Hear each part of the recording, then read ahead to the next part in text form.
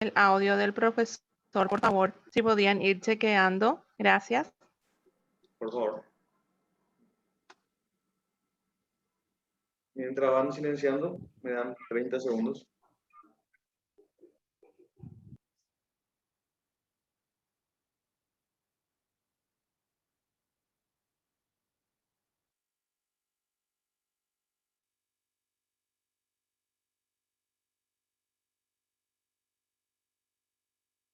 Continuando con el principio de legalidad, vemos que el principio de legalidad es la famosa trípode que hablamos de la posibilidad de perseguir o sancionar penalmente una conducta. Estos son temas de examen en cualquier parte, en cualquier prueba de conocimientos. El principio de legalidad tiene tres variantes. La ley aplicable debe ser expresa, debe ser estricta y con anterioridad a la acción.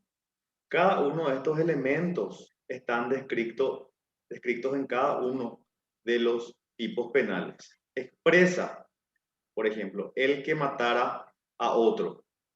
Estricta, hay una conducta la cual es matar y la vigencia o para que sea sancionada debe ser anterior. Vale decir que para que una conducta sea perseguible por parte del Estado, debe ser anterior a la acción u omisión que motive la sanción. El principio de legalidad es una garantía que tenemos todos nosotros, los ciudadanos, a los efectos de saber cuáles son las normas que están prohibidas. Por eso hay que tener mucho cuidado nosotros como representantes del Ministerio Público actualmente con lo que tiene que ver con la cuarentena sanitaria. Para que un hecho, qué sé yo, usar tapabocas, sea sancionado penalmente o perseguible penalmente, debe haber una conducta expresa y estricta. Actualmente, desde mi punto de vista, por lo menos, si no existe un decreto que declara la cuarentena absoluta, no puede ser perseguible penalmente. Si bien estamos cumpliendo nosotros un rol paralelo al hacer ese tipo de intervenciones, se podría estar violando el principio de legalidad porque no existe una ley expresa y estricta que sea anterior a la acción o a la omisión en concreto. Como les dije, el principio de legalidad es una garantía que tenemos todos los ciudadanos al arbitrio del Estado. Nosotros formamos parte del Estado y habla con relación a la aplicación de una sanción. Y el principio de legalidad procesal se refiere a la obligación que tenemos nosotros de perseguir los hechos que ingresan a nuestro conocimiento. Ahora bien, antes de continuar, hay que, y antes de entrar a la teoría del hecho punible, quiero comentarles que básicamente cómo se genera una norma penal, cómo se genera el artículo 105, por ejemplo, del Código Penal, el que matara a otro. Detrás de una norma penal siempre existe un bien jurídico protegido, cuya valoración es positiva. ¿Cuál es el bien jurídico protegido detrás del 105? Es la vida. Esta vida tiene una valoración positiva. Estamos hablando de la génesis de las normas penales, porque vamos a hablar de la construcción de las normas penales. ¿Cómo nace una norma penal? Entonces, primero existe una valoración positiva que es la vida. ¿Dónde está protegida la vida? En la Constitución Nacional. Este bien jurídico vida tiene grado constitucional y tiene una valoración positiva. El bien jurídico vida es sagrado, por dar un término, a nosotros. Hay que diferenciar en ese sentido el bien jurídico del objeto material que vamos a estar viendo más adelante. ¿Por qué? El bien jurídico es la vida, pero el objeto material en un tipo penal, por ejemplo, es el otro o la persona con vida, pero el bien jurídico es la vida. Ahora bien, una vez que tenemos la valoración positiva vida, tenemos que determinar cómo se crea una norma penal y justamente cuál es la valoración negativa de la vida, la muerte. En este sentido, es que, si bien es cierto, la descripción de la norma penal es en positivo, que dice el que matara a otro, lo que está haciendo es proteger una norma de carácter superior que es la vida. En resumen, la vida es sagrada y si una persona mata, entonces el Estado le sancionará. Toda norma penal tiene detrás un bien jurídico que está protegiendo. El celular de una persona o la propiedad de una persona es sagrada. Y si alguien sustrae de la posesión de esta persona su celular, entonces será sancionada. Se dan cuenta cómo la descripción de todas las conductas penales son descripciones fácticas o descripciones de hechos que sancionan ciertas conductas. Si haces, te voy a sancionar. Así se construyen todos los tipos penales. Detrás de todos los tipos penales hay un bien jurídico protegido.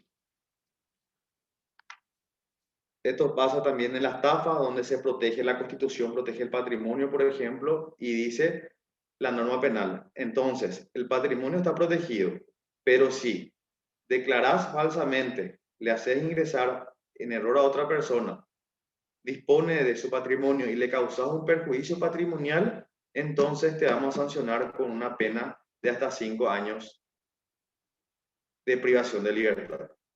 Así se construyen, o esa es la génesis de la norma penal o de lo que tiene que ver con la descripción del tipo penal en particular.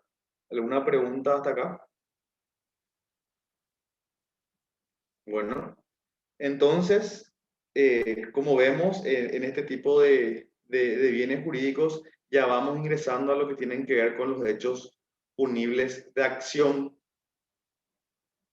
¿Por qué los hechos punibles de acción? Porque estamos hablando de descripciones fácticas que sancionan. O sea que si haces algo, serás sancionado. Esa es la acción. Sin embargo, en la omisión que van a ver más adelante es, si no haces, entonces serás sancionado. Detrás de toda acción hay un bien jurídico protegido. Voy a dar la presentación ahora para continuar. Esa fue una pequeña introducción de la génesis de las normas penales.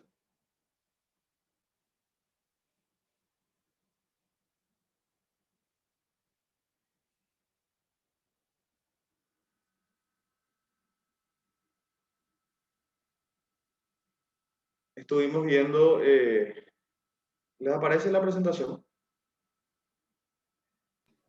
Sí, aparece, profesor. Pantalla completa, ¿verdad? Sí. Sí. Sí, doctor, aparece. Bueno, ahora estuvimos viendo al principio de legalidad y ¿por qué hablamos de la génesis de las normas penales? Porque justamente estas normas penales nacen a través de este principio. Es donde debe describirse una conducta expresa, estricta y previa para que sea sancionada. Ahora vamos a incursionar un poco a lo que tiene que ver con la teoría del delito, que es nuestro tema en particular. La teoría del delito se ocupa de los presupuestos jurídicos generales de la punibilidad. Estudia los componentes del concepto del hecho punible. ¿Cuáles son los componentes o los presupuestos del hecho punible? Como ven acá está la tipicidad, la antijuricidad y la reprochabilidad. Este análisis de la teoría del delito lo hacemos todos los días. Con una denuncia que ingresa a nuestra unidad, estamos haciendo este análisis de la teoría del hecho punible. Lo estamos aplicando constantemente, si bien no lo hacemos de manera sistémica, lo estamos aplicando Y es bueno conocer qué es lo que estamos haciendo y justamente para esto es el conversatorio. ¿En qué momentos estamos hablando de la tipicidad? ¿En qué momento hablamos de la antijuricidad y de la reprochabilidad? Puesto que esto se hace en todos los casos que llegan a nuestro conocimiento. ¿Cuál es la función ético-social del derecho penal? Como les dije, la protección de los valores elementales de la vida en comunidad, protege los bienes jurídicos, la vida, la libertad, la salud, la propiedad. Detrás de toda conducta, de todo hecho punible de acción, existe una prohibición. Tenemos a la vida como bien jurídico. ¿Cuál es la prohibición que está detrás de la norma penal? Es no debes matar. Es una prohibición. No debes matar porque la vida está protegida. Y cuando baja al derecho penal, si matas serás sancionado. Detrás de toda norma o todo hecho de acción doloso hay una prohibición. Contrario sensu, detrás de toda omisión existe un mandato. Está el bien jurídico, es la vida. ¿Cuál es el mandato normativo, deontológico? Es debes salvar la vida de otro, debes ayudar, es un mandato. Y bajar al derecho penal es, si no ayudas, serás sancionado. Entonces, detrás de un hecho punible de acción siempre hay una prohibición, no debes matar, y detrás de una omisión siempre existe un mandato que debe ser cumplido y si no lo cumplís serás sancionado con pena privativa de libertad. El bien jurídico que estuvimos hablando son los bienes jurídicos, son intereses vitales de la comunidad a los que el derecho penal otorga su protección. Tienen que entender, o sea, que tendremos que comprender que los bienes jurídicos o la importancia que damos a ciertos bienes jurídicos tiene mucho que ver con la formación cultural de cada sociedad o de cada comunidad. El derecho penal depende de cada comunidad, depende del valor que le da a los bienes jurídicos. Hay sociedades que le dan más importancia a la libertad que a la vida y viceversa. O sea que tiene que ver con intereses y entonces el bien jurídico es de carácter subjetivo y puede variar. Y la protección a través del derecho penal significa que mediante normas jurídicas se prohíben con amenazas de penas las acciones o omisiones que pueden menoscabar los intereses vitales. Detrás del derecho penal siempre tiene que haber un bien jurídico que se está protegiendo, si no, no tiene sentido que exista una norma que sancione una conducta. ¿Cuáles son las formas de protección del derecho penal? La protección global se sanciona todo tipo de lesión o puesta en peligro, y sectorial se sancionan solo algunas modalidades de lesión o puesta en peligro. Esto se da dependiendo de cada tipo penal. El bien jurídico, la intervención del poder punitivo no puede ser más grave para la sociedad que el conflicto mismo. El Estado, en su intervención desde el punto de vista del derecho penal, no puede ser más grave que el conflicto que se generó en la sociedad. Por ejemplo, en un hurto familiar, qué sé yo, mi hijo, mi hija sustrae algo material mío, no puede tener, por ejemplo, una pena privativa de libertad hasta 30 años. O sea que el poder punitivo debe ser coherente o debe estar relacionado al conflicto que se genera actualmente. Yo, por ejemplo, le hago una crítica ya en el 2021 a un tipo penal en específico que es la denigración a la memoria de un muerto. Desde mi punto de vista, puede ser que ustedes no coincidan, desde mi punto de vista no se puede sancionar penalmente, o sea que el poder punitivo del Estado no puede intervenir en este tipo de conductas por la relevancia en sí del bien jurídico, que no sé, el bien jurídico sería la memoria del muerto, ¿verdad? O sea que es una percepción ya y tiene que ver mucho también con la ideología. De repente, si es que uno tiene una ideología y idolatra no a los muertos en sí, sino que tiene una formación en este sentido, sí querrá que se proteja este bien jurídico.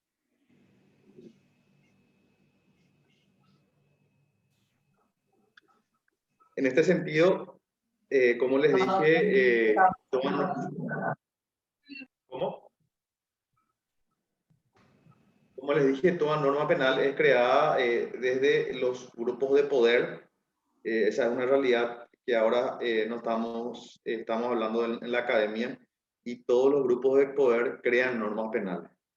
Un ejemplo que les puedo dar, que puede que no coincidan, pero es un ejemplo claro de que ciertos grupos de poder generan normas penales, es por ejemplo el hurto agravado, que el hurto agravado en la sanción desde el punto de vista del principio de legalidad sanciona como agravado el hecho de ingresar a un santuario y sacar un santo, por ejemplo. Esto es un hurto agravado. Pero fácticamente es lo mismo que ingresen a tu domicilio, obviamente con puertas abiertas, y saquen un reloj. O sea que si hablamos que tiene el mismo valor, un reloj normal.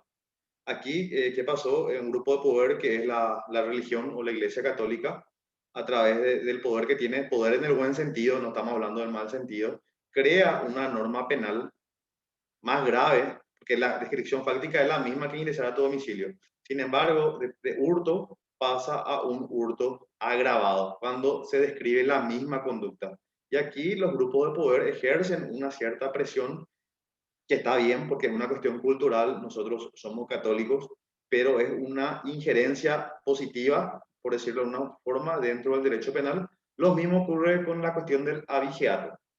El que hurta eh, un, un animal, ¿verdad? Se crea inclusive un tipo penal especial cuando se trata de una vaca o de una cuestión que esté relacionada con el ganado. Aquí podemos notar que los grupos de poder también crean normas penales, y esa es una realidad.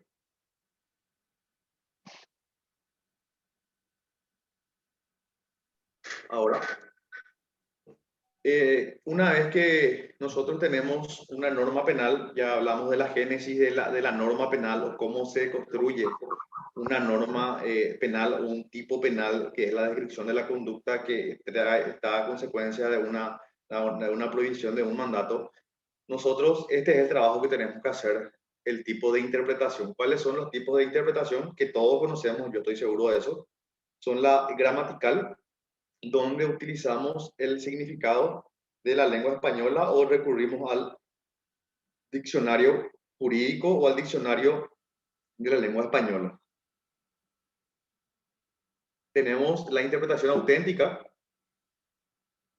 La interpretación auténtica se refiere a ciertos conceptos que están insertos dentro de la propia norma. Esto es lo que se conoce como concepto normativo. Por ejemplo, el derecho penal, que es una clase que tiene que ver con el concepto normativo, es muy diferente el concepto que se da al feto por los médicos que por el derecho penal. El derecho penal ya te hace, el feto es siguiente, porque si es que vos le preguntás al médico, hay variantes en cuanto a la definición de lo que sea un feto. Algunos te hablan de los 3 días, las 3 semanas, de los 3 meses. No soy muy estricto, ¿verdad? Pero para darle un ejemplo. Sin embargo, el derecho penal, o el artículo 14 más específicamente, ya te dice, ya te define, esto es un feto. Ya te define, esto es un crimen, esto es un delito. Esa es la interpretación auténtica, cuando el propio legislador hace una definición del concepto, aunque no se asemeje a la realidad desde el punto de vista científico. Ya el legislador se encarga de hacer una interpretación auténtica, y ya no tenemos inconveniente en saber cuál es el alcance de esa palabra en cuanto a su concepto. La otra tipo de interpretación es la histórica. Es la que se da al recurrir a los anteproyectos y a la exposición de motivos. Lastimosamente, en muchos casos no existe una discusión doctrinaria a los efectos de crear normas más todavía de carácter penal, de repente por simple populismo, esa es una realidad que debemos aceptar, por simple populismo se crean normas penales o inclusive se agravan penas sin hacer un análisis dogmático, una investigación cuantitativa o cualitativa de la afectación de una o de sancionar una conducta. Y al recurrir a la exposición de motivos, vemos que en la sesión alguien propone y todos aceptan sin que haya una interpretación y poder hacer este análisis histórico de por qué se creó esa norma o por qué no se creó. Esa es una limitación que nosotros tenemos, pero eso ya es un problema de los legisladores o del poder legislativo, que el poder legislativo es el que crea la norma penal. Muchas veces la ciudadanía se enoja con nosotros porque la fiscalía no interviene y porque en realidad, respetando el principio de legalidad, desde el punto de vista estricto, la legalidad lo crea el poder legislativo y son ellos los que deben crear las normas penales. Y muchas veces por una cuestión populista crean normas penales y sancionan conductas que deben estar exentas de autoridad pública. Y la interpretación sistemática es teniendo en cuenta la utilización de las palabras en otros lugares de la legislación. Muchas veces nosotros incurrimos en el error de irnos a utilizar el Código Civil para proceder a interpretar ciertos términos. Hay que tener mucho cuidado al utilizar el Código Civil. Y como un penalista les digo la falsa afirmación de muchos abogados donde dicen que el derecho civil es la base de todo. Eso es una mentira. El derecho civil es una base para el derecho privado. El derecho penal es derecho público. Se rige por otros principios.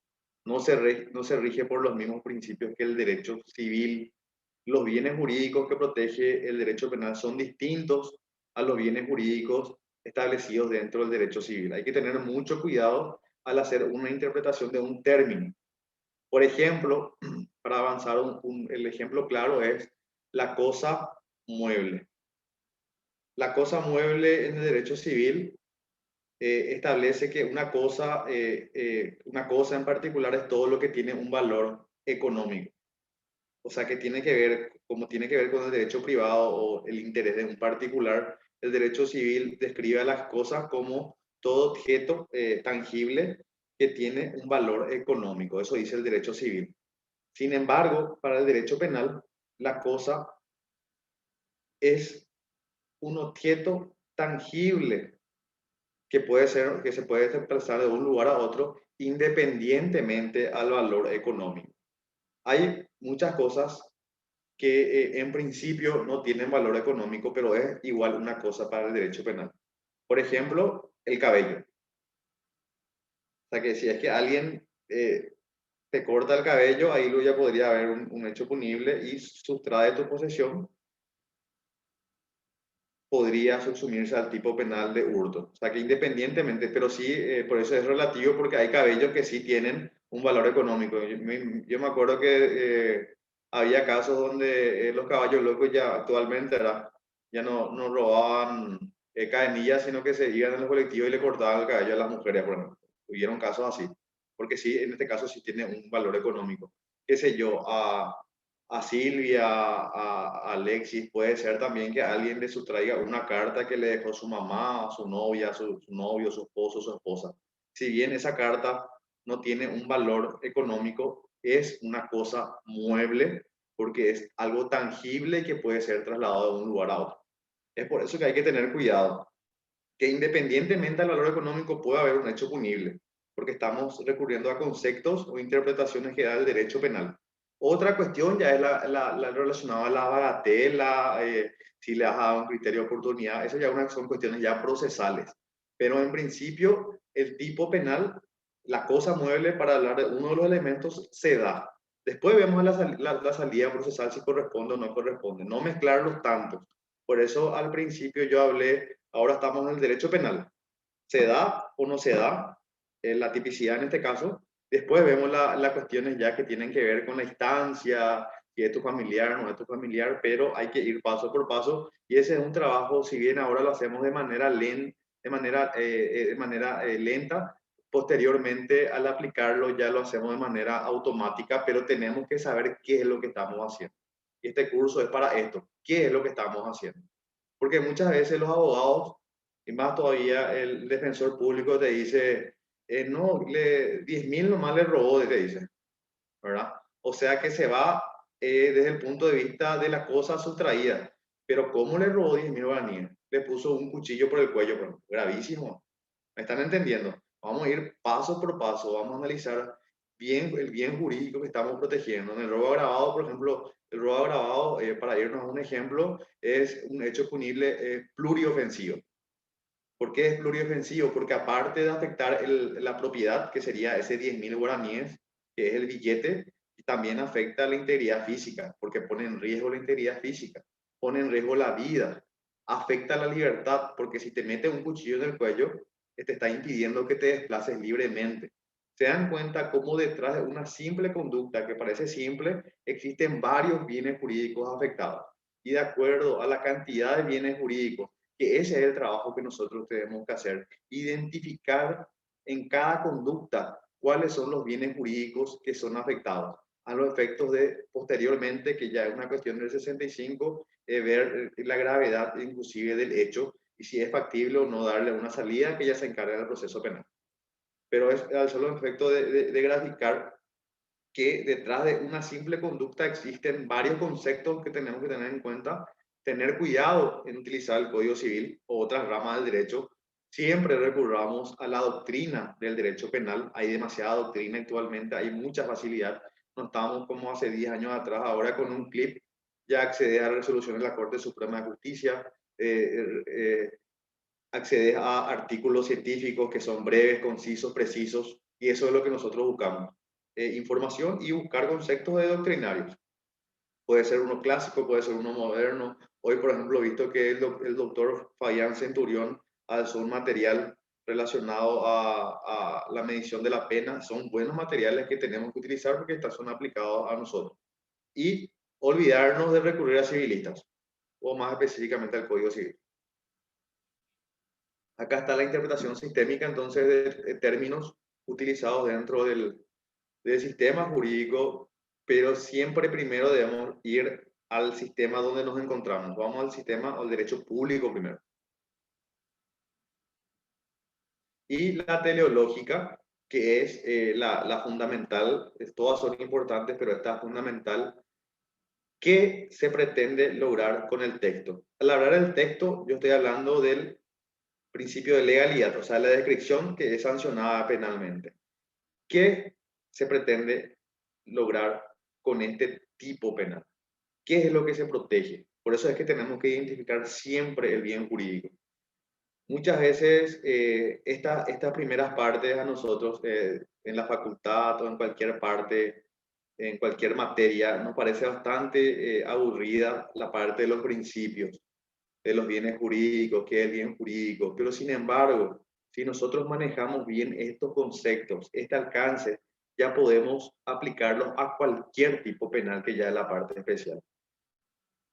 Y al entender qué se pretende, qué es lo que se está cuidando con esa norma penal, qué bien que es fundamental para la comunidad se pretende custodiar con esta descripción que sanciona la conducta, nosotros podemos determinar si la conducta es punible o no.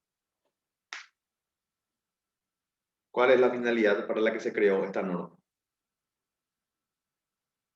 Ahora, una vez visto los tipos de interpretación, la gramatical, la auténtica, que es la hecha por el propio legislador, la histórica, la sistemática, la teleológica, hablaremos del siguiente punto, que es determinar qué es la subsunción.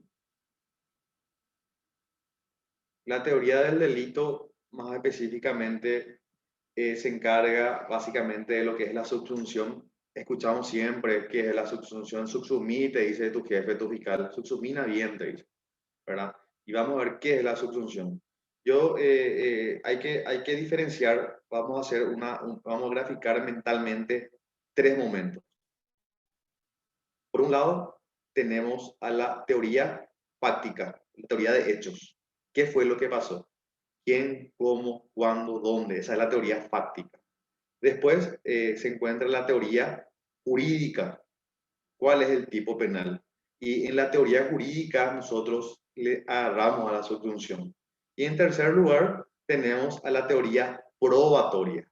¿Cómo yo demuestro esa teoría fáctica? Ahora nosotros, dentro de lo que tiene que ver con la teoría del caso, vamos a desarrollar lo que es la teoría jurídica o la subsunción.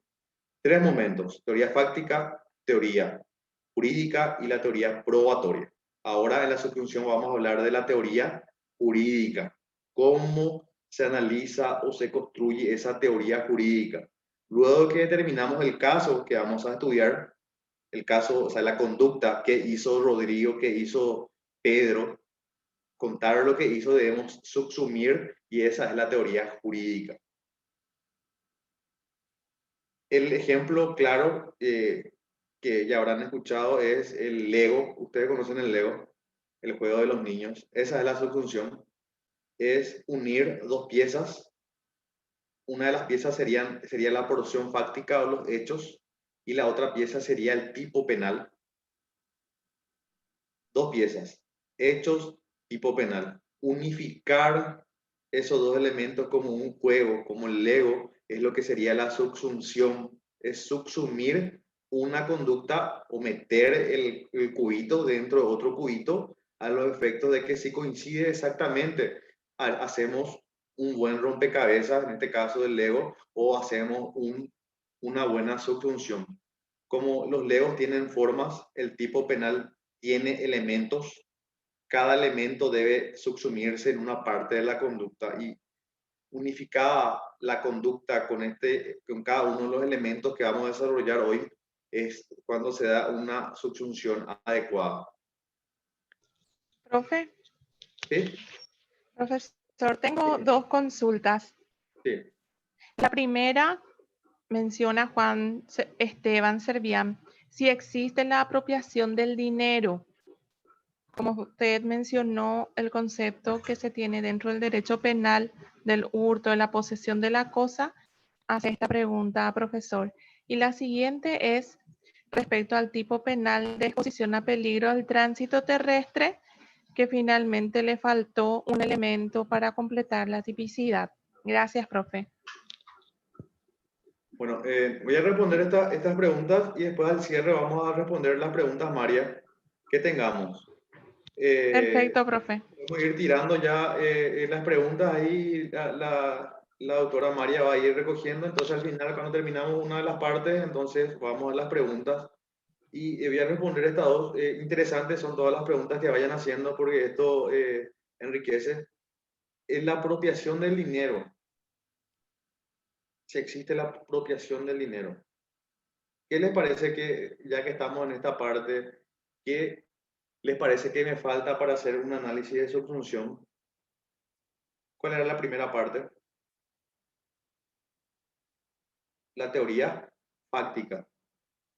O sea, que para darte una respuesta a eso, yo tengo que saber qué fue lo que pasó. Yo no puedo hacer una subsunción a un tipo penal, ya sea el 160 o el 162, apropiación o hurto agravado, si no sé cuál es la teoría fáctica. No sé quién hizo la pregunta, si me puede contar los hechos para hacer la subsunción. Es por eso es importante diferenciar hechos, subsunción y teoría probatoria, que son otras ramas ya dentro del derecho penal. Pero para responder esa pregunta tengo que saber primero qué fue lo que pasó. No sé si el que preguntó o la que preguntó no responde en el chat qué pasó. Juan Esteban, ¿estás?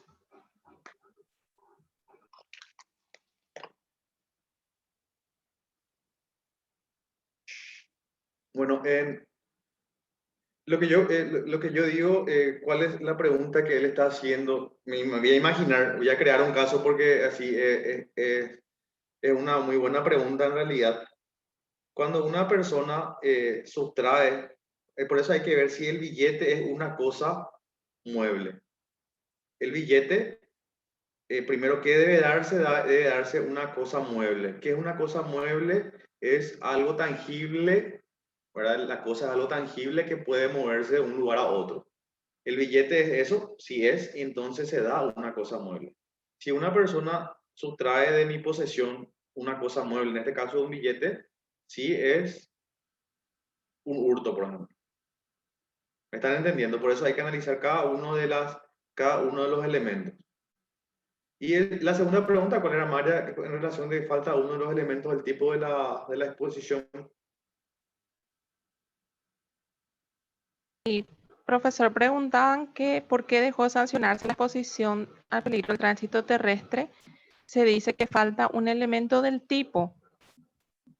Eso es Sí, básicamente. sí, justamente para que tiene mucho que ver con el tema es el principio de legalidad.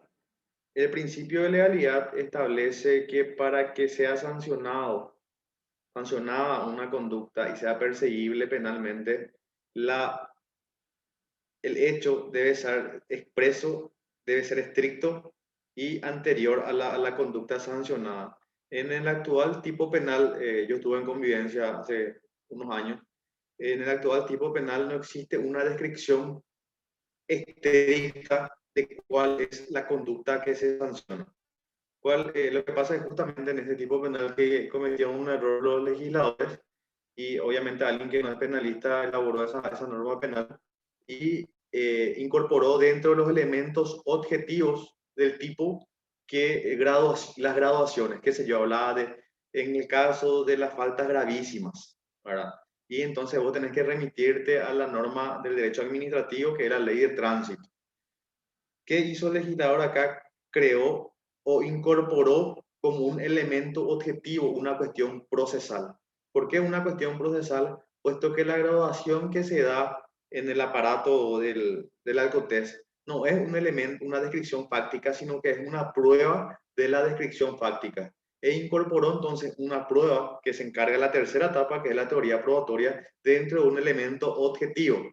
Porque lo que se sanciona, o sea, cuál es la finalidad de la exposición, es el sancionar un peligro abstracto que es que conduzca una persona sin estar en condiciones de hacerlo. Eso es lo que se busca con ese tipo penal. Sin embargo, el legislador incorporó dentro de la descripción normativa del tipo elementos que son de carácter probatorio. Y como no existe una conducta descrita de manera estricta, es por eso que se dejó, o la Corte en un caso en realidad, o sea y sabemos bien que las acciones no es efecto contra todos, en un caso dijo que no era estricta y que ese artículo viola el principio de legalidad, puesto que inclusive que si te remitías al artículo de derecho administrativo no te queda claro qué es lo que se sanciona, cuál es el límite legal máximo, tenés que hacer una interpretación y estirar la norma jurídica para llegar a una conclusión. ¿Se entendió? Bueno, Sí, doctor, súper continuando. bien. Continuando con qué es la Profe, subsunción. Sí, un ratito. Está ya Juan Esteban, sí. el que hizo la pregunta hace rato. Juan,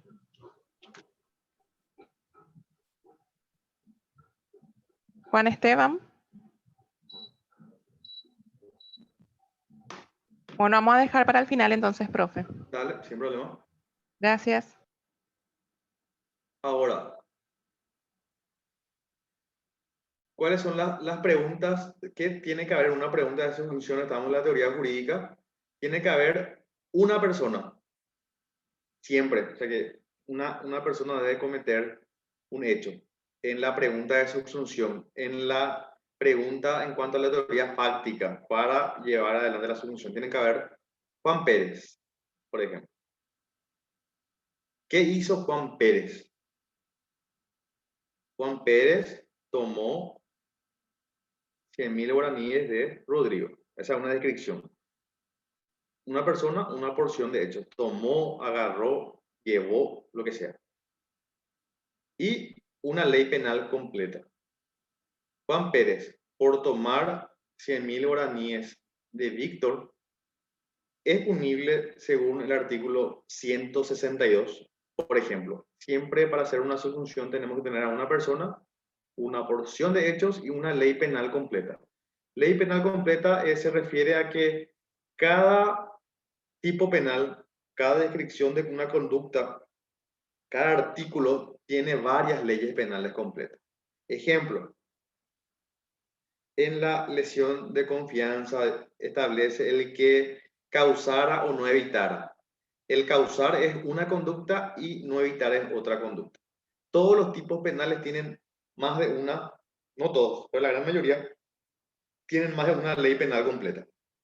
Y nosotros tenemos que decidirnos qué parte de la ley es la que nosotros estamos describiendo. Por ejemplo, en el cohecho, el que prometiese, se hiciera prometer, recibiera o aceptara. Cada una de esas descripciones es una ley penal completa. ¿Y en cuál de esas leyes penales completas, en cuál de esas alternativas nosotros estamos incorporando, incursionando nuestra porción de hechos? Puede ser en una, puede ser en varias, porque está el concurso, no hay ningún problema, pero en la pregunta de subsunción tiene que haber una persona, una porción de hechos y una ley penal completa para empezar el análisis. No nos adelantemos ya en sacar una conclusión de si es subsumible o no. Hagamos primero este análisis y después, si no se da uno de los elementos, entonces ahí no se da este y vamos a probar por otro tipo penal. No se da apropiación, vamos a ver si se da hurto. No se da hurto, vamos a ver si se da hurto agravado. O sea que nunca descartar y ninguna pregunta de subsunción es mala. Tenemos que hacernos todas las preguntas que sean posibles a los efectos de subsumir el hecho a los tipos o al tipo penal que corresponda. Ejemplo, que le va a gustar a María, la autora María Cebolla. Ejemplo, existió una modificación en el hecho punible de violencia familiar que se elevó el marco penal hasta 6 años. ¿Por qué? Porque no se hacía justicia con las víctimas de violencia familiar. Ese era el clamor de la ciudadanía, que no había justicia. Pero hay que hacerme a culpa y esa es una responsabilidad nuestra como operadores de justicia hace mucho tiempo. Puesto que si Rodrigo le toma a su señora con un cuchillo por el cuello, le juega con el cuchillo y le pega, esa descripción, esta persona, Rodrigo, esta porción de hechos que les conté, primero se subsume el hecho de violencia familiar y ahí hace el análisis. ¿Se da el que convive o no? Bla, sí, se da. Esta porción de hechos puede ser tentativa de homicidio y hacer análisis. Sí. Ahí se dan cuenta cómo una porción de hechos puede subsumirse en varios hechos penales. Y Rodrigo, él encerró luego 12 horas en la habitación y le dejó salir. Rodrigo, por encerrarle a su señora por 12 horas, ¿es punible con privación de libertad? Sí, es punible. Y ahí ya tenemos violencia familiar, tenemos tentativa de homicidio y tenemos privación de libertad. ¿Me están entendiendo? Y aquí ya aplicamos el concurso. Y tu marco penal se va hasta las nubes. Es por eso que las preguntas de subsunción o una porción fáltica, nosotros tenemos, puede ser coacción, no tengamos miedo de preguntar, esto es coacción, sí se da. Esto es coacción grave, o sea que hacer las preguntas y tener cuidado por si hay alguna extorsión dentro de estos tipos penales, porque hay hechos que absorben a otros, ¿verdad? Es que ya es una cuestión ya que tiene que ver con esta rama que tiene que ver con el concurso y demás cuestiones de los hechos punibles. Pero una persona, una porción de hechos y una ley penal completa. Para iniciar la pregunta, pueden hacerse muchas preguntas de subsunción.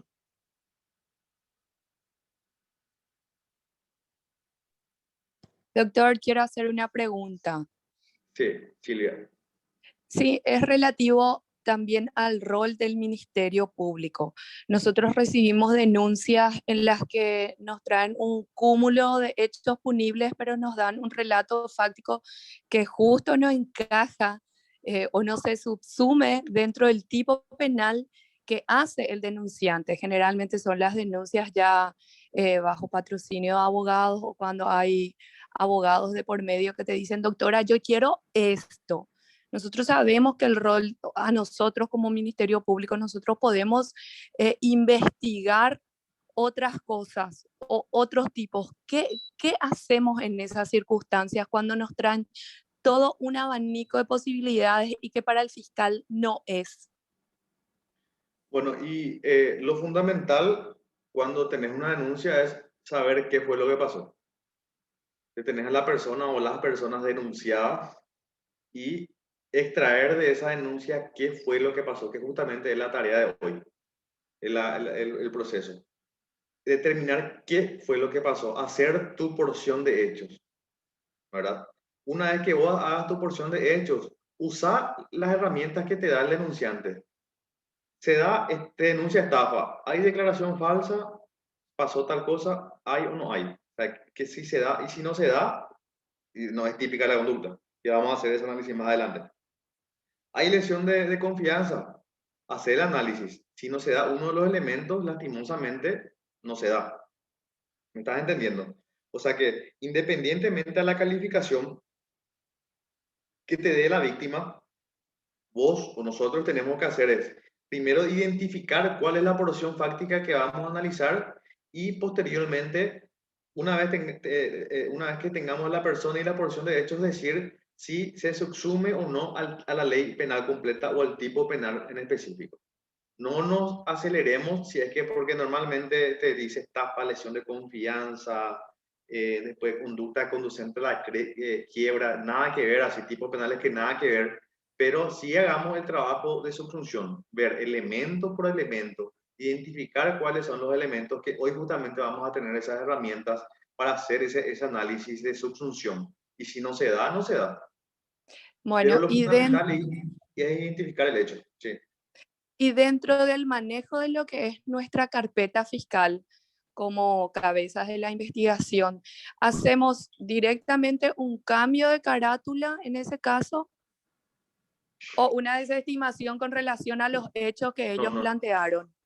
No. En realidad, el tema de la carátula ya es una cuestión administrativa, que es para numerar y caratular y todo eso, ¿verdad? Que hay que hacer, informar, por eso ya dentro del ámbito administrativo.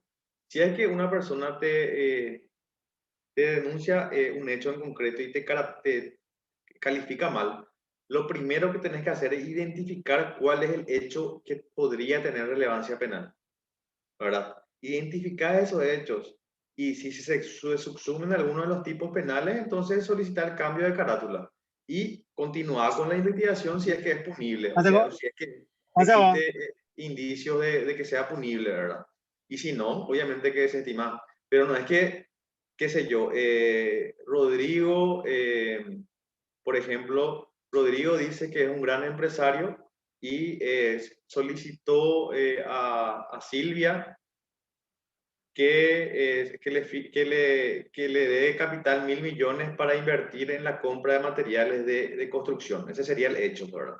Sin embargo, yo le denuncia, o Silvia me denuncia a mí por estafa, lesión de confianza y conducta conducente a la quiebra, qué sé yo. Entonces, al identificar el hecho, que sabemos que Rodrigo es un gran empresario y había sido que Rodrigo era un pobre, qué sé yo, pobre funcionario público, que no era un gran empresario, prestó una declaración falsa que le hizo entrar en error a Silvia, ¿verdad? Que le hizo disponer de su patrimonio y le causó un perjuicio patrimonial porque le dio 1.000 millones, sin embargo, no se realizó la inversión que se tenía que hacer. Ahí tenemos indicios de que hay una estafa. Entonces, continuar la investigación en relación a la estafa. Después hacer el análisis de la lesión de confianza que también Silvia me denunció para como una pregunta de solución. Este hecho es punible según la lesión de confianza y el primer elemento de la lesión es que cuando una persona es que a través de un contrato, una ley, es garante de otra persona, básicamente, que es una condición objetiva del autor. Rodrigo tiene esa posición frente a Silvia, no, que no es posición de garante. Y automáticamente ya no es punible por lesión de confianza. O sea que si no es punible porque no se da el primer elemento, que es la condición objetiva de autor. Pero no es que vas a desestimar por lesión de confianza, dejando más allá de analizar por lesión de confianza, y te vas por el hecho que puede ser. Eso muchas veces nosotros cometemos un gravísimo error, ya he visto muchísimo en varias causas, es que tenemos un hecho concreto e imputamos, qué sé yo, por estafa y lesión de confianza y llegamos al momento del requerimiento conclusivo y acusamos por estafa, en el ejemplo que yo les di ahora, y sobresemos por lesión de confianza. Eso está mal. porque aquí lo que se investigan o lo que se acusa son hechos. Lo importante es la porción fáctica. Y si vos le imputaste por los dos y después en tu investigación concluiste que hay solamente estafa, acusar los hechos, no se acusan tipos penales, se acusan hechos con relevancia penal. Le acusás estos hechos y que es punible o sería punible según estafa. Y ahí le voy a dar una explicación de por qué no es lesión de confianza según vos. Pero no es que no se sobreseen los tipos penales, ni se acusan tipos penales. Se acusan y se sobreseen hechos que tienen, en caso de una acusación, relevancia penal o que no tienen relevancia penal en caso de un sobreseimiento. O sea que no se desestima tampoco tipos penales, se desestiman hechos que no tienen relevancia penal en el caso de una desestimación. Siempre el hecho o la porción fáctica es importante. Y tu norte tiene que ser tus hechos, no el tipo penal. No sé si fui claro, Silvia. Sí, clarísimo. Gracias, autor. Bueno, en el artículo 14, al hablar de las definiciones, nosotros nos vamos a encargar de las acciones y más adelante verán las omisiones. Eso es la conducta. ¿Qué es una acción? La acción debe ser algo externo, no solo implica que trasciende a la persona, sino que tiene la capacidad de provocar una interacción, es decir, que se inserta en el proceso social. Para que exista una acción debe haber la trascendencia, en el sentido de que debe ser exteriorizado y debe ser percibido a través de cualquiera de los sentidos y provocar una consecuencia dentro de lo que tiene que ver con la sociedad en particular y en general. También la acción debe contener un elemento de voluntad, no voluntad en el sentido del dolo, lo que es inevitable no puede ser castigado. O sea que es voluntario en el sentido de que debe haber un movimiento por parte de una persona, un hacer, para que sea eventualmente punible por un hecho punible de acción. El concepto causal de la acción es un comportamiento humano siempre dependiente de la voluntad que produce una consecuencia en el mundo exterior. No se analiza la voluntad en su fuerza directoria del curso del acontecer en el sentido del dolo, sino que, y tampoco abarca la omisión, este concepto causal que es la crítica, y aquí vemos una descripción de la acción y el resultado. Y esta sería una acción, y obviamente siempre un comportamiento humano. Por ejemplo, la mordedura de un perro es punible. Y si vos estás en tu casa, salí de tu casa y te muere un perro, por ejemplo, es punible. En principio no. En principio no, porque no hay una acción humana. Pero al hacer una investigación podemos llegar a la conclusión de que había sido, era una vecina que no te aguantaba y tenía un perro entrenado y le da la orden, anda a morderle a fulana de tal, a María. Anda a morderle a María. Ahí, si bien es cierto, no existe una acción humana desde el punto de vista del perro, del amor de Dura en sí, pero existe una orden de una persona y esa es la conducta, dar la orden al instrumento que sería, el perro sería un cuchillo, por decirlo. Obviamente tiene que ser un perro entrenado y tiene que causarse la consecuencia que podría ser una lesión o una lesión grave, independientemente de la cuestión procesal, si es de acción penal pública o no. Por eso que llegar a una conclusión de si es punible o no es punible, es típica o no, primero tenemos que hacernos la pregunta y tener los elementos fácticos. Y por ejemplo, en el tema del perro, yo le agregué una descripción fáctica. Profe, perdón, alguien parece que tiene abierto su audio. Sí, hay silencio. O sea que siempre tenemos que tener clara la película para hacer la pregunta de subsunción.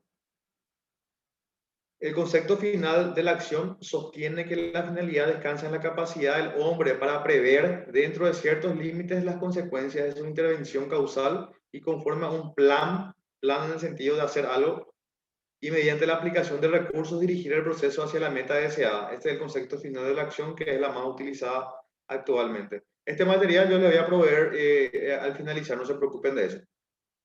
¿Cuáles son las críticas que no incluiría este concepto de los hechos culposos y también en la omisión? En cuanto a que es dirigido hacia un fin toda la conducta humana.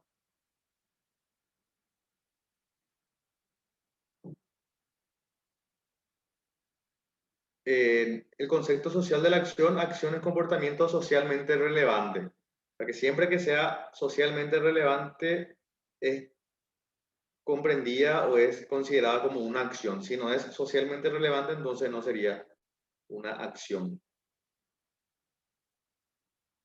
El concepto de acción no constituye acciones humanas penalmente relevantes, por ejemplo, el pensamiento que permanezca en el fuero interno. Modificaciones del mundo exterior en los que falta todo grado de voluntad, por ejemplo, los desmayos, las convulsiones, ciertos grados de embriaguez, fuerza irresistible, movimientos reflejos. Por ejemplo, ¿cómo quiero que se muera fulana de tal? Que se suele decir mucho en la mente, o no, ¿verdad? Depende de quién sea.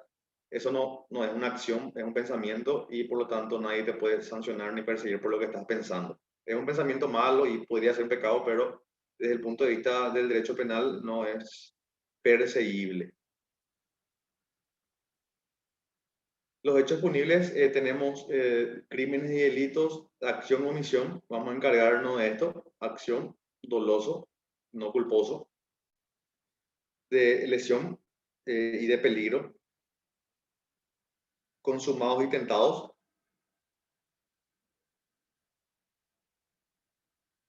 y variante que tiene que ver con la variante cualificada o privilegiada dentro de los hechos punibles. Nosotros vamos a hablar de los hechos, crímenes o delitos de acción dolosa. Se dan cuenta como hay varias cuestiones tenidas en cuenta. Cada uno es todo un tema diferente, esto que puede ser desarrollado, y justamente este curso se encarga de hacer esta diferenciación en cada uno de los tipos de delitos. Los hechos punibles de acción doloso, son las 16, 17 y 16. ¿Qué tal están? ¿Están todos? Sí, doctor. ¿Están? Vamos a tomarnos 5 minutos, 17, 16, así si quieren tomar agua o algo, yo voy a traer también. ¿Está bien? 5 minutos y Yo te podría hacer una consulta antes decime.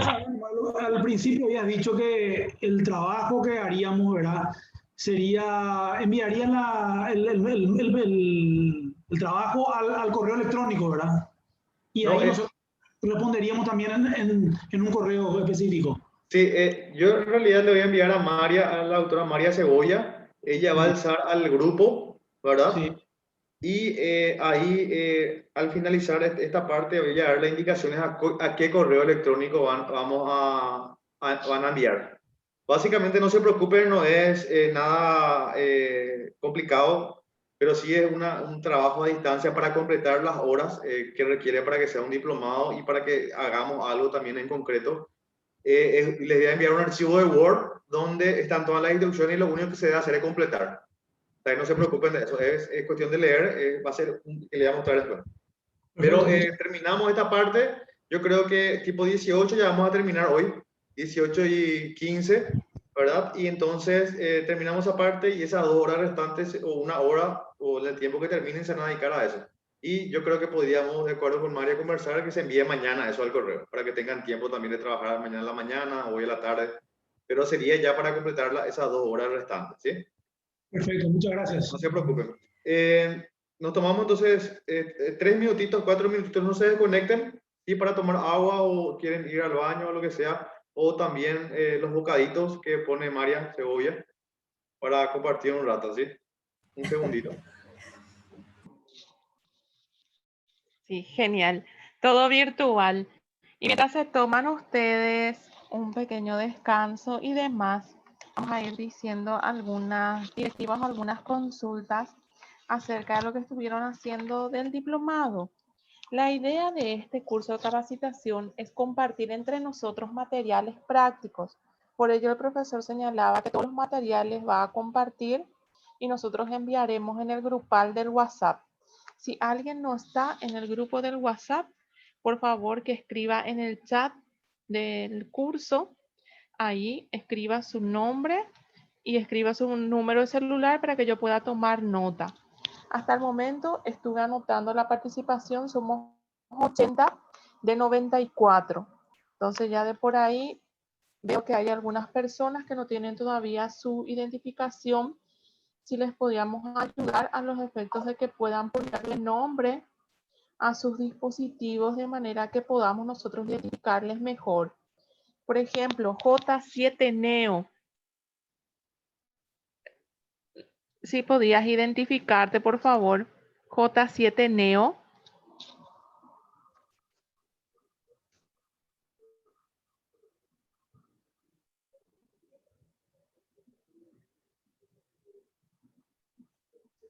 Le voy a escribir un chat para ver si es que puede identificarse.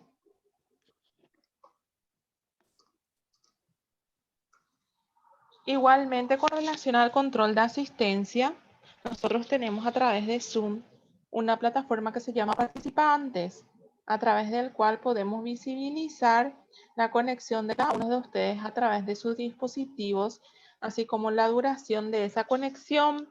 Entonces, por eso es que le pedimos que pongan el nombre ahí, de manera que nosotros también podamos tener el control acerca del aprendizaje, este proceso.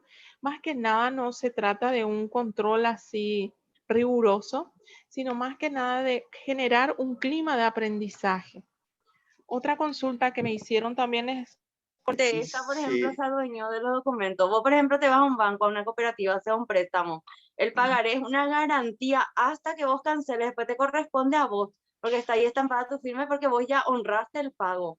Te vuelve a corresponder a vos, por eso te devuelven, yo creo. Sí, claro, pero te devuelven porque se canceló la deuda, no porque el documento sea tuyo, es porque existe una cancelación de deuda.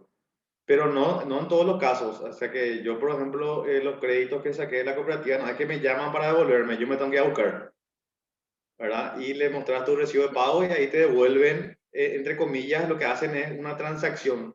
Pagaste y se rompe el documento, ¿verdad? Sí. Yo entiendo tu punto, pero existe ahí en realidad una deslealtad, pero desde el punto de vista comercial, al no devolverte algo que ya no tiene fuerza porque ya cancelaste, ¿verdad? Porque o si no con ese argumento vamos a irnos al otro lado. Yo podría decir, si yo ya cancelé mi deuda y dónde está tu documento, se me perdió. ¿Me estás entendiendo? Y te vas a ir y la vas a procesar a una persona por apropiación de algo que es de ellos. Hay que, con pinza nomás decir, yo ya cancelé, no sabemos si canceló o no, porque la única forma que es probatoria ya es tener tu recibo de pago, ¿verdad? Si perdió su documento, ya es una cuestión ya probatoria. Pero entiendo tu punto y yo creo que es una deslealtad. No sé si tiene relevancia penal, hay que analizar bien, pero yo tengo la duda en cuanto a la ajenidad, que no es una cosa mueble ajena, puesto que es el que tiene el documento, es el dueño de ese documento, porque vos le estás firmando un pagaré, una autorización de descuento. Podemos estar de acuerdo o no, pero es una linda discusión. No sé si alguien quiere opinar al respecto, dar un punto de vista. No, bueno, pero es súper argela la situación que estás planteando desde el punto de vista... Sí, súper Argeles. Sí, La sí, verdad sí. que es Argel. En este caso que yo te digo, no perdió el documento, la persona canceló y se fue y quiso retirar porque ya le habría pasado esto en otra empresa. Compró un lavarropa, canceló y después de 4 años le vienen con un pagaré. Y las empresas comerciales cometen una viveza, digo yo, porque le hacen firmar a la gente, generalmente cuando te venden cosas, por lo menos por el interior, no sé cómo es acá en Asunción, le hace firmar a la gente pagaré sin fecha. Entonces después completan la fecha que quieren y 5, 6, 7 años después sigue vigente. Empiezan, Y parece que a bueno, rebuscarse cuando están mal económicamente, le empiezan a fastidiar a millones de personas la vida. Entonces, para evitar esta situación, la persona canceló adelantado, quiso retirar su documento y no se le quiso devolver. sí, ahí vamos a traer una cuestión procesal que es la cuestión probatoria de firmar sin fecha, por ejemplo. Ahí probar, porque si estás firmando sin fecha, vos estás autorizando a que te completen. O sea, ese es el mensaje. Y después no puedes decir, no, me llenaron, porque desde el momento en que vos firmas algo y sabes que te pueden llenar, estás autorizando tácitamente ese llenado. Y sí, Obviamente, lastimosamente salvo entre que la te hayan gente mentido. común hay mucha ignorancia, lastimosamente. La Y mayoría de la sí, gente compra cosas, hasta a mí a veces me querían hacer firmar y yo obvio le decía que no, pero las claro, empresas claro. se enojan, increíbles, y la gente quiere cosas y Generalmente los pagarés se firman sin fecha por todos los locales comerciales, por lo menos en la ciudad donde yo vivía. Era una Y sí, regla está eso, mal, o sea, es una mala práctica, pero ya es una gestión ignorancia es mala probatoria. práctica. Claro, es una ignorancia y una mala práctica del comerciante, ¿verdad? Pero ya va a una cuestión ya probatoria esa cuestión. Bueno, Profe, sí, otra Gracias. consulta que me, gracias a vos. otra consulta que me realizan por WhatsApp es, los seguros médicos, los sanatorios privados, cuando la persona no paga toda la deuda, le suelen dejar a la persona, no permiten que se retire sin pagar toda la deuda, no le quieren dar el alta. Me consultan si eso es o no un tipo penal. Y vamos a hacer análisis de su función. El sanatorio Migones, por dejarle a Rodrigo la sala, ¿verdad? En contra de su voluntad, sería punible según el hecho punible de privación de libertad. Y vamos a hacer el análisis. Yo creo que sí. Independientemente de la deuda, yo creo que es una privación de libertad, ilegítima de libertad, porque nadie puede retenerte en contra de tu voluntad en un lugar donde vos no querés. Y no olvidamos la deuda, eso ya es una cuestión civil, ¿verdad? Pero nadie puede retenerte, menos otra vez por deuda, ¿verdad? Yo creo que hay una privación ilegítima de libertad ahí. ¿Está bien? Bueno, vamos a continuar. Los hechos punibles dolosos de acción, para ir bajando ya a nuestro tema, hicimos una breve introducción. Tenemos, están viendo, ¿verdad? Tenemos por un lado la primera cajita, que es la tipicidad. La tipicidad tiene dos elementos nuevamente, que es la objetiva y la subjetiva, que es lo que estamos analizando ahora, lo que hicimos con la compañera con la autora que habló anteriormente, con la pregunta que hizo sobre el tema de los sanatorios. Esta es la tipicidad, lo que se analiza, objetiva y subjetiva. La otra cajita de la teoría del hecho punible es la antijuricidad. Y finalmente tenemos a la reprochabilidad. Estas son las tres cajas de la teoría del hecho punible y esto es lo que más analizamos nosotros prima facie al tener un hecho, la parte objetiva. Y finalmente vemos si es punible o no. Al hablar de la punibilidad ya tenemos demás elementos que son otros temas que, por ejemplo, que es la instancia. Acá podemos ver la cuestión de la prescripción, si es posible punir. Punir es aplicar una sanción y la prescripción impide la punibilidad porque el hecho está prescripto y está impedido de aplicar una pena. Pero puede ser típica, antijurídica, reprochable, pero no punible, ponerle por una cuestión de la prescripción, que es otra cajita. Estos son los análisis que debemos analizar siempre, ver qué fecha fue el hecho, para ver, porque de repente pueden haber hechos que ni siquiera son típicos y ahí ya no hace falta analizar si es que está prescrito o no, que tiene que ver con la punibilidad. La primera cajita, que es la tipicidad, es la suma de los elementos que describen la valoración de una norma de conducta y la consecuencia. La tipicidad es, como hablamos del Lego, los elementos que describen la violación de la norma o del bien jurídico protegido. Los hechos punibles de resultado, tenemos a la tipicidad, el tipo objetivo, el tipo subjetivo, como estuvimos viendo siempre. Dentro del tipo objetivo podemos observar en primer lugar el objeto material, que puede darse o no, siempre estamos hablando de resultado, los hechos de resultado, el objeto material, el resultado, sobre el cual recae la conducta del objeto, se da el resultado, siempre estamos en el tipo objetivo. Finalmente tenemos la causalidad, la modalidad de la conducta y otras circunstancias exteriores al hecho. Y por último, elementos objetivos requeridos en el autor. Esto es lo que vamos a analizar ahora, que tiene que ver con el tipo objetivo. Tengan en cuenta que ahora estamos nosotros en la academia, estamos hablando de cuestiones dogmáticas. Estos elementos pueden o no estar contenidos en los diferentes tipos penales. Puede que haya objeto, resultado, causalidad y modalidad. Puede que no exista la modalidad. Puede que no exista otras circunstancias y puede que no exista elementos objetivos. Esta es una técnica de cómo analizar la teoría del hecho punible. ¿Puede darse o no pueden darse estos elementos dentro del tipo objetivo? Ahora bien, la tipicidad, el tipo objetivo, ya vamos a bajar, empezamos en la tipicidad, ahora vamos a bajar más al tipo objetivo, que es el cuadrito que vimos anteriormente de todos los elementos. Y al hablar de los elementos objetivos del tipo, primero, cuando metemos los elementos objetivos del tipo, es lo que el autor ha deseado debe manifestarse en el exterior mediante una acción o la omisión de una acción esperada. Acá, prácticamente, al analizar la tipicidad, se hace una inversión desde el punto de vista práctico o para el análisis de la teoría, puesto que obviamente en la realidad una persona primero piensa y después exterioriza su conducta. Ese es el curso causal de una conducta siempre. Vos pensás lo que querés hacer, querés engañarle, querés robarle, hurtarle, lo que sea, y después cometés la conducta. Sin embargo, para el análisis de la tipicidad se invierte a los efectos académicos el análisis. Primero se analiza la cuestión exterior, que es el tipo objetivo, y posteriormente se analiza el tipo subjetivo, que es lo que ha deseado. Se hace una inversión, pero desde el punto de vista académico, por una cuestión de practicidad, puesto que si no se dan ninguno de los elementos objetivos, no podemos pasar al elemento subjetivo. Repito, esto es de los efectos académicos, prácticos y de la doctrina.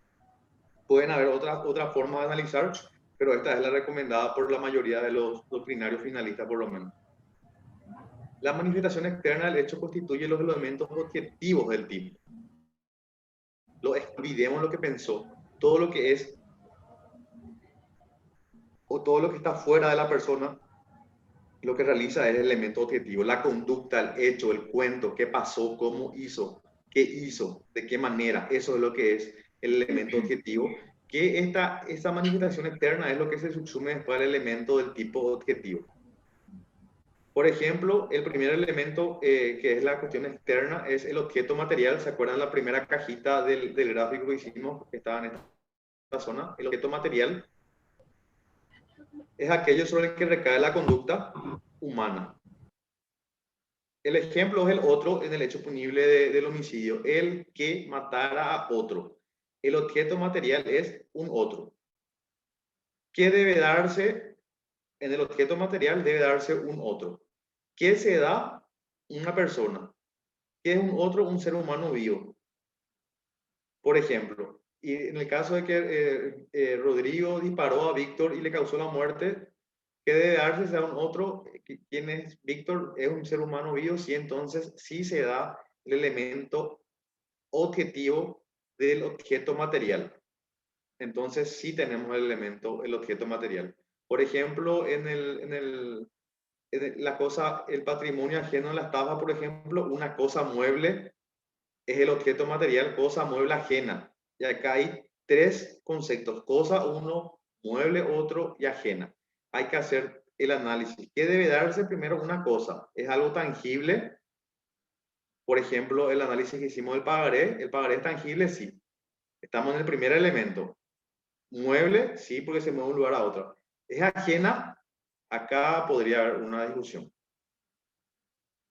en la ajenidad de ese elemento. Pero hay que hacer este análisis. Y si no se da uno de ellos, ya no hace falta analizar el resultado, ya no analizamos los demás elementos, ni la modalidad, ni nada. Automáticamente, si no se da este elemento, ya descartamos. Es más práctico analizar de esta forma. El tipo objetivo, el segundo elemento a los efectos académicos, es el resultado. El resultado es el cambio ocurrido en el mundo exterior como consecuencia de la conducta. Todo lo que varió en la realidad a través o a consecuencia de la conducta humana es el resultado. Por ejemplo, la muerte del otro. Objeto material un otro. ¿Se da, Víctor? Sí se da. El resultado, muerte. El que matara a otro. ¿Cuál es el cambio que se dio? Estaba vivo y ahora está muerto. Por ejemplo, en la estafa del perjuicio patrimonial. Antes tenía 100.000 guaraníes, ahora no tiene 100.000 guaraníes. Ese cambio ocurrido en el mundo exterior es lo que es el resultado. Estamos en los hechos punibles de resultado. El tercer elemento es el nexo causal. es la relación de la conducta en el resultado. O sea, que qué consecuencias tuvo la acción, la conducta en el resultado. Es el tercer elemento del nexo causal. Y nosotros utilizamos, o la mayoría de los doctrinarios por lo menos utilizan la teoría de la equivalencia de las condiciones, que dice que causa es cada condición que al suprimirla mentalmente haría desaparecer el resultado concreto. Considera relevante para el derecho penal una conexión causal concebida en el sentido de las ciencias naturales. Y en el nexo causal hay toda una doctrina que analiza cuándo se da o no causalmente una conducta. Y el ejercicio mental que hacemos para determinar si es causal o no la conducta. Por ejemplo, en lo que le estuve comentando, es que Rodrigo dispara a Víctor y le causa la muerte. Si le suprimimos a Rodrigo, si me sacan a mí de esa descripción fáctica, desaparece el hecho. Sí desaparece. Entonces, Rodrigo es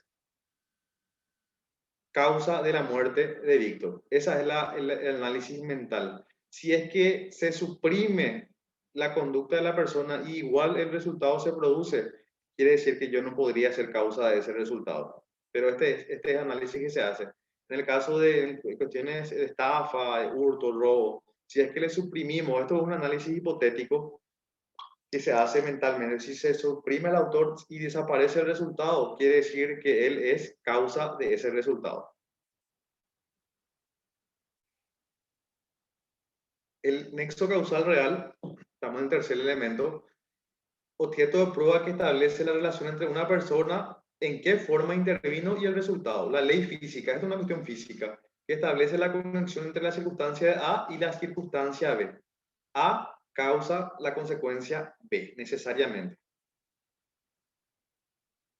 En la imputación objetiva, que es otro tipo de teorías, ya no pasa, según dice la teoría, por determinar cuál era la finalidad del autor como la teoría finalista, sino analizar cómo ésta actuó en base a las expectativas que la sociedad tenía con respecto a él.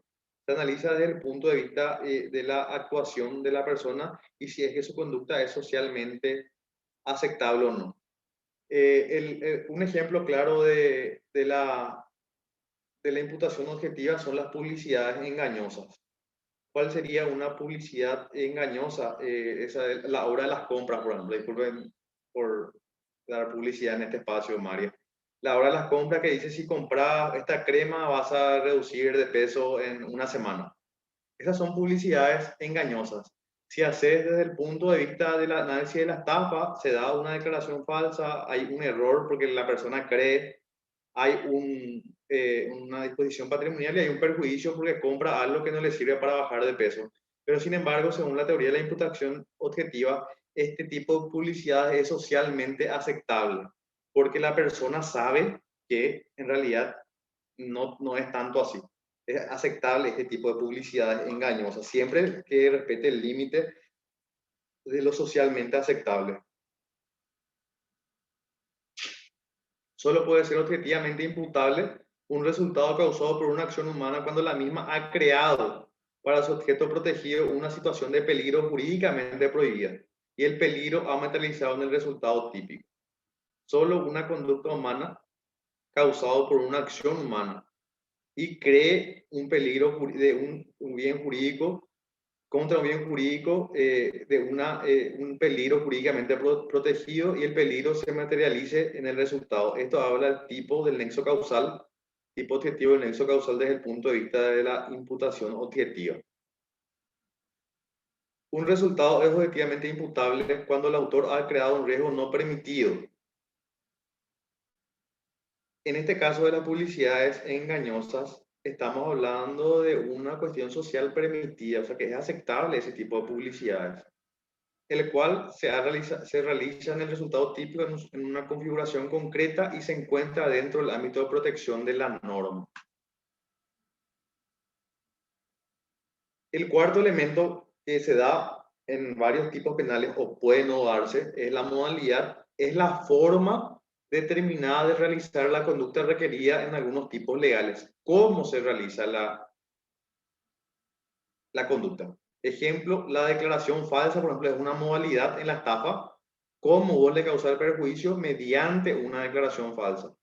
En el hurto agravado, por ejemplo, la modalidad es mediante llave falsa, en el hurto agravado. O en el robo agravado, por ejemplo, la modalidad es usando un arma. Siempre tenemos el objeto material en el caso de que una persona se acerque a vos y te solicite, entre comillas, tu celular, te apunta con un arma. Tenemos objeto material, por ejemplo, ¿cuál sería el objeto material ahí? El celular, cosa, mueble, ajena, de la víctima. Resultado es el cambio en los hechos punibles contra la propiedad, es el cambio de titular, se sustrae, sí se sustrae, hay resultado también. Nexo causal, si le suprimimos al autor, desaparece el hecho descrito anteriormente, no se da el resultado, porque no está el autor. Y la modalidad establece el tipo penal específico, el que con un arma, por ejemplo. ¿De qué manera hizo? Sí se da la modalidad, entonces en este ejemplo que estamos dando.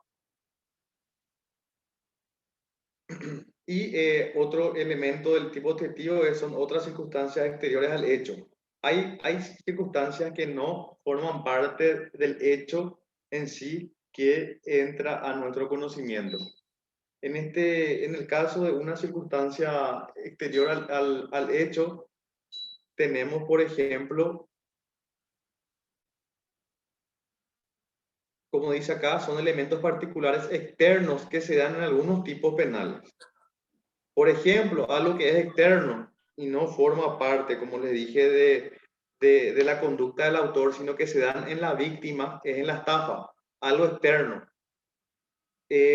Objeto material, en caso de una estafa, el ejemplo que le di Rodrigo, que es un gran empresario y pide una inversión en una casa de materiales, el objeto material acá sería el dinero, el patrimonio de la víctima que me había cedido ese bien. Tenemos posteriormente al objeto material, tenemos el resultado. Antes la víctima tenía 100 millones y ahora ya no tiene 100 millones. Tenemos el nexo causal. Si suprimimos a Rodrigo, obviamente no va a hacer la declaración, no va a causar error a la víctima, ¿verdad? Esos son todos elementos. La modalidad, como le dije, tenemos la declaración falsa, es que mediante declaración falsa, pero sin embargo la estafa tiene elementos externos a la conducta, que son, por ejemplo, el error. El error, como ven acá, es una circunstancia que se da en la víctima. Por lo tanto, es algo que se encuentra diferenciado de la conducta, puesto que se da en la víctima, como le dije. Entonces, esta es una circunstancia exteriores al hecho, que también son elementos dentro de ciertos tipos penales.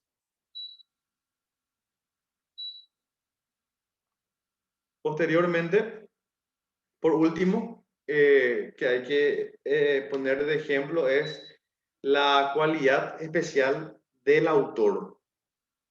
¿Cuál es la cualidad especial que no se da en todos los tipos penales, pero sí hay varios tipos penales que requieren una cualidad especial del autor y que debe darse como el ejemplo que leí en la declaración, en la lesión de confianza? Tiene que ser una persona que tenga la función de cuidar el patrimonio ajeno. Esa es una cualidad especial que debe reunir el hecho punible. Es un elemento objetivo. Esto no es subjetivo. Se debe dar objetivamente. Ejemplo que les mencioné ya en la lesión de confianza, también tenemos la calidad de funcionario en el cohecho y en la posición de garante que estuvimos hablando. Normalmente, al hacer un análisis, si es que vos ves que el tipo penal te requiere una cualidad especial del autor, primero analizar la cualidad especial del autor. En el hecho del cohecho, ¿es o no funcionario? Si no es funcionario, si es un particular, automáticamente ya no se da la tipicidad objetiva y olvídate de analizar los demás elementos. Por eso, este análisis hay que analizar, estos elementos deben analizarse de acuerdo a la conveniencia. Si voy a te percatar de que no sean unos elementos, en este caso la cualidad objetiva del autor o especial del autor, ya podés analizar desde este punto de vista para requerir la desestimación, por ejemplo, de la causa en concreto, sin dar muchas vueltas y irte directo al grano.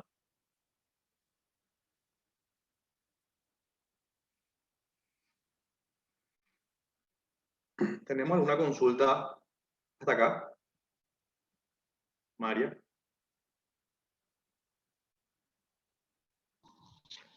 No, profe, ninguna consulta. En el chat no escribieron ninguna pregunta ni me enviaron.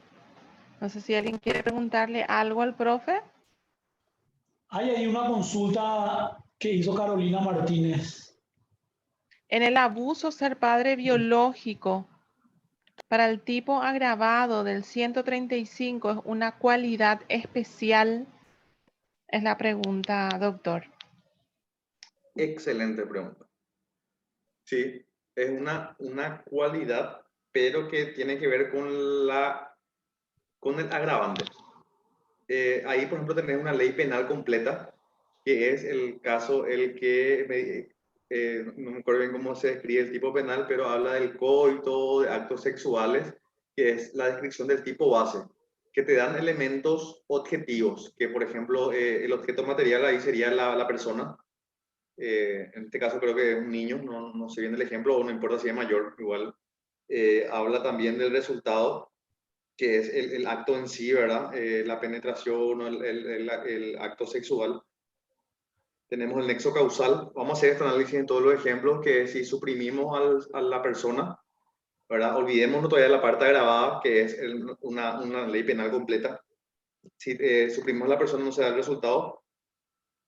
La modalidad, creo que la modalidad cae mediante fuerza o amenaza de fuerza y poner en peligro la integridad de las personas, que debe darse, la fuerza se da, sí, porque le forcejeó, qué sé yo. Y por último, dentro de la lectura del todo el artículo tenemos un elemento más, que es ser padre biológico. Y esto es una cualidad, ¿verdad? Pero para el agravante. Y ahí tenés una ley penal completa construyendo desde el tipo base y te vas al agravante. Esto también se da en el 105. Por ejemplo, el que mata a su familia, creo, el cónyuge, creo que es un agravante también, ¿verdad? Y son cualidades especiales que tiene que tener el autor.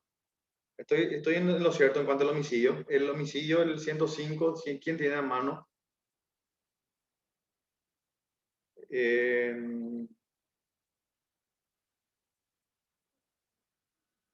Vamos a mirar un poco. ¿Quién tiene a mano el 105 para colaborarnos? Artículo 105, homicidio En doloso. en la parte de las agravantes, el inciso segundo. Sí, dice, es actuar en forma impulsiva. En la parte de la pena, cuando ocurran los expuestos... No, los agravantes. Ya. Matar a su padre, la modalidad sería con su acción pusiera en peligro inmediato vida de terceros, ¿verdad? Es actuar en forma alevosa, aprovechando intencionalmente la indefensión de la víctima. Sí, esa es una modalidad de forma, que te habla de la forma. O sea, y sí. El del padre, ¿cómo dice el del padre, el primero que leíste? Matar a su que padre, matar a su padre o madre. o madre, su hijo, su cónyuge o concubino, su hermano. Sí. Esos serían los sujetos, ¿verdad? Sí, ahí, por ejemplo, en el objeto material, en el otro, sí tenemos un otro, pero existe una circunstancia, ¿verdad?, que es externa o una condición objetiva, pero de la víctima. Pero al traspolar al autor, inmediatamente lo convierte en una condición objetiva, porque si él mata al padre, quiere decir que es el hijo. ¿Están entendiendo? O sea que la condición objetiva es que sea el hijo de la persona a quien está matando. Si bien la norma te hace una descripción de la víctima, pero tenés que la condición que sea el hijo de la persona que está matando o que sea el esposo de la señora que está matando. O sea que esa sí sería una condición objetiva. Pero es importante este tipo de preguntas porque nos damos cuenta que todos los tipos penales, o la gran mayoría, tienen algún tipo de modalidades, ¿verdad? Y esa descripción, ese análisis, lo que hay que ser cuidadosos al momento de analizar, porque si nosotros tenemos la teoría fáctica, contamos lo que pasó y hacemos ese análisis cuidadoso, objeto material, qué debe darse, qué se da y llegamos a una conclusión. ¿Qué debe darse en los hechos punibles contra el patrimonio? Una cosa mueble ajena. ¿Qué se da? Un pagaré.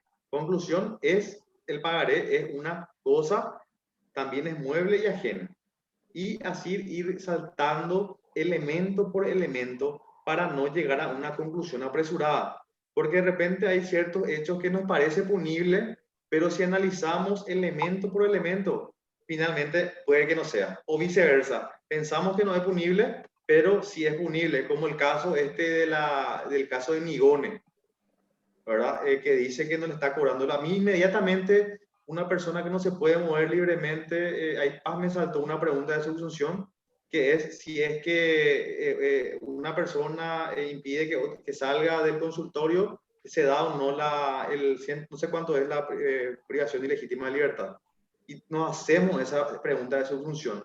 Y ahí analizamos el objeto material, el resultado, ¿verdad? Nexo causal, si hay modalidad o no, creo que sí hay fuerza o amenaza o algo en la privación, y analizamos desde ese punto de vista. Si se da, entonces es típica desde el punto de vista objetivo. Y después nos vamos analizando la cuestión ya dolosa sin entrar todavía en la antijudicial. Y como le dije, este tipo de análisis, aunque parece que es súper lento, es muy tedioso, nos ayuda muchísimo a los efectos de guiar nuestra investigación, que tiene que ver ya con la cuestión procesal. Si nosotros sabemos qué porción fáctica se subsume a un elemento objetivo del tipo en específico, vamos a saber qué diligencias o a quién tenemos que llamarle o qué documentos pedir para ver si podemos demostrar nuestra hipótesis. Porque estas son hipótesis que nosotros vamos armando para después ingresar a la teoría probatoria y sustentar. Que nosotros no hagamos la pregunta de subsunción no quiere decir que el hecho ya sea punible. Estas son hipótesis que nosotros armamos desde un principio. Podemos negar o inclusive se pueden dar todos los elementos desde el punto de vista de la subsunción, pero después no podemos probar el hecho. ¿Me están entendiendo? Y ahí ya vas a sobreseer por otras cuestiones que ya son procesales. Pero si tu hipótesis es punible, pero no podés probar, que ya son cuestiones procesales.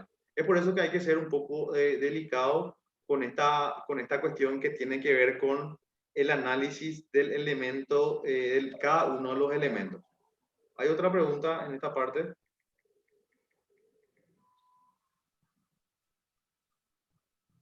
Se dan cuenta, o sea que para mí por lo menos pasó súper rápido la hora, porque son temas que son buenos temas, son temas que aplicamos todos los días y con ejemplos.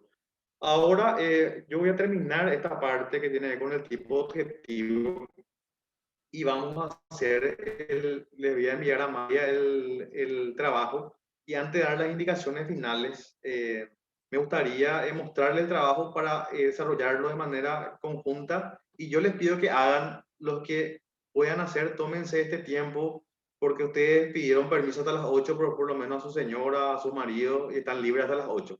Tómense media hora, una hora para hacer el trabajo, completarlo y enviarlo de vuelta porque es una forma de aprendizaje y la única forma de aprender es tener el conocimiento y después llevar a la práctica. Algo que yo siempre digo y que estoy totalmente en contra es que muchas veces decimos la práctica hace al maestro, sí, hace al maestro, pero el conocimiento previo es muy importante para aplicar esa práctica. Porque si que aplicamos algo que no sabemos, estamos aplicando de una mala manera. Ahora tenemos las herramientas, tenemos la descripción y les pido que apliquen en el trabajo. Voy a mostrarles el trabajo. Asimismo, yo les voy a enviar a ustedes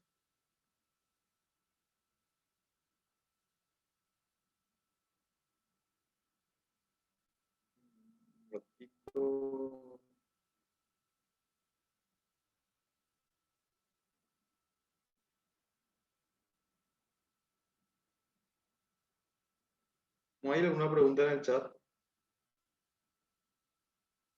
No, no hay ninguna pregunta, doctor. Están todos expectantes.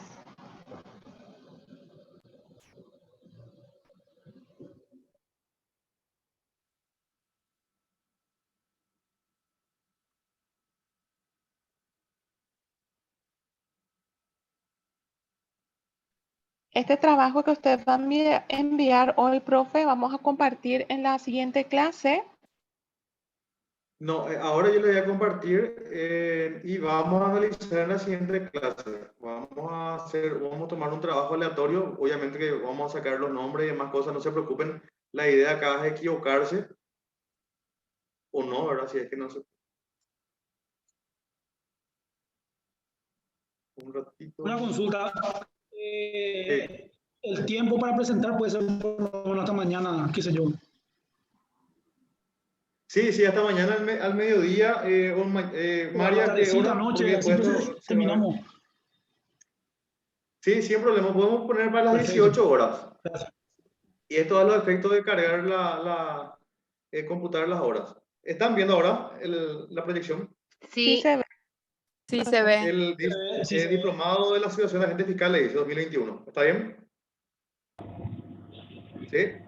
Sí, doctor, se ve muy bien. Bueno. Sí, así mismo, doctor. Acá, datos del participante, nombre y apellido. Esto se le va a enviar en formato Word. Número de cédula, el cargo y la fecha que es de hoy. Instrucciones. Leer el acta policial que se adjunta a la presente y posteriormente realizar las actividades que se detallan a continuación, considerando lo aprendido en el encuentro sincrónico que es esto que estamos teniendo. Posteriormente, remitir el archivo Word al correo electrónico correspondiente. Esto es muy importante que atiendan.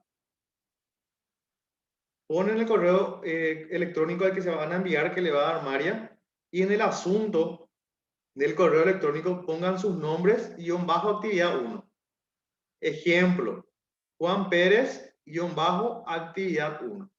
¿Por qué esto es? Porque después cuando lleguen los correos electrónicos, lo primero que va a aparecer es el nombre de ustedes y se va a corroborar la participación y posteriormente a través del sistema informático que tiene la ASO Fiscales se va a proceder a la corrección si es que se copió o no. Esa es cuestión de copiar y pegar un programa y ya sabemos si se copió o no, o si se pasaron los trabajos.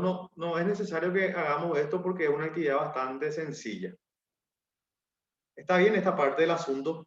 Si alguien no comprende, por favor, este es el momento. Dentro del correo electrónico, antes de enviar el asunto, nombre, apellido, _ actividad 1. ¿Está claro? Sí, el trabajo es personal, ¿verdad? Personal, sí, cada uno, individual. Bueno. Como dice acá en las instrucciones, tenemos el acta policial. El acta policial está acá. ¿Ven? Es una denuncia donde te cuenta una porción de hechos, es cortita. Lo que yo les pido, luego de leer esto, recuerden bien lo que estuvimos hablando. En la actividad número 1, que está aquí, pongan la pregunta de su función, redacta brevemente los hechos atribuidos al sindicado y formula la pregunta de su función. Recuérdense, persona, porción de hechos y ley penal completa. Persona, yo les voy a enviar también mi presentación. Persona, porción de hechos y ley penal completa. Esto aquí les aseguro que no tienen que tener más de 3 líneas para describir. ¿Está claro eso? No más de 3. Hagan la pregunta de subsunción. Ni 2 líneas no va a tener la descripción fáctica y la ley penal completa. Persona es el autor que se indica. No me pongan a la víctima como persona. Pueden poner como el objeto material. Y la ley penal. Se subsumiría Víctor, Pedro o el que sea, por realizar tal conducta, sería punible según lo establecido en el artículo 160 y tanto, inciso tanto. Ahí ya vemos la modalidad y demás cosas. Actividad 2. Indica el tipo penal aplicable, que es la ley penal completa, que ya pusimos acá de copiar y pegar nada más. Actividad 3. Describe los elementos objetivos. Solamente objetivos, no subjetivos. Aplicables al caso. ¿Cómo explicamos en clase? Por ejemplo, hablamos del autor, quién es la víctima, y aquí vamos a ingresar al primer cajoncito de la tipicidad. Los elementos objetivos según la relación de hechos que tenemos acá arriba. Objeto material. ¿Cuál es el objeto material? Que debe darse una cosa mueble ajena, como es el caso qué se da y conclusión acá. ¿Qué debe darse? Voy a escribir ya acá.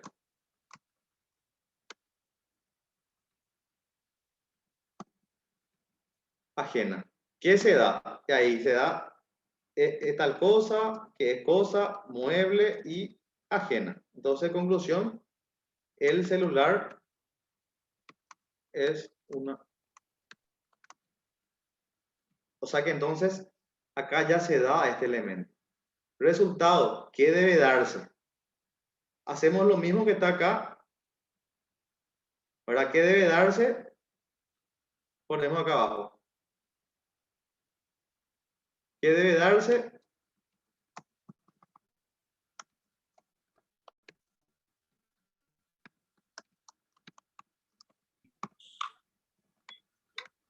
Sencillo. No se compliquen.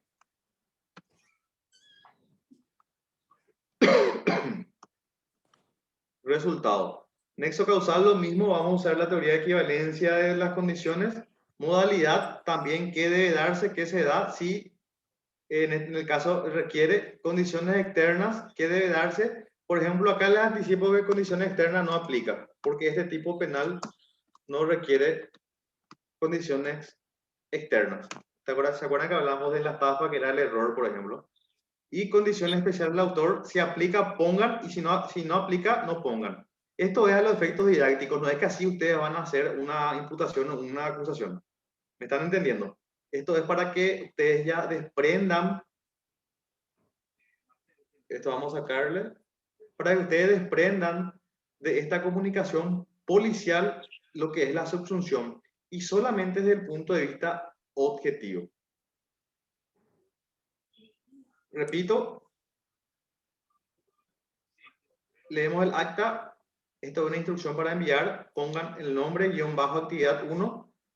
Hacemos la subsunción. Persona, ley penal completa. Persona, porción de hechos, ley penal completa. De manera breve, sencilla, en una práctica.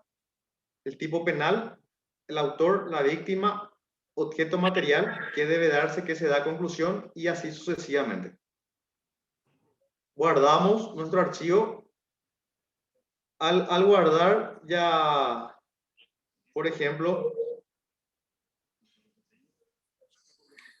podemos poner el archivo acá en guardar como, por ejemplo, y en el nombre del archivo ya podemos poner Juan Pérez _actividad 1. Esto es al guardar. ¿Me están entendiendo? En su escritorio, si tienen una carpeta de tareas, lo que sea, y ya guardan con esta descripción, entonces el archivo va a tener el nombre de ustedes y no va a haber una confusión a los efectos de evaluar y marcar sus asistencias. Y guardan, obviamente, después se van al correo electrónico y ponen el asunto para enviar el archivo que está en nombre de ustedes. ¿Está claro? ¿Hay alguna duda? No. Y no, porque no entré en la clase. ¿Alguna duda? Ninguna, profe.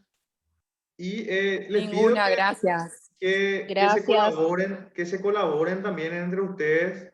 De repente algunos no pudieron escuchar toda la clase o qué sé yo, ayúdense. Si quieren armar grupos, pueden hacerlo también. No hay ningún problema de eso. La idea es que hagan y aprovechen este pequeño tiempo.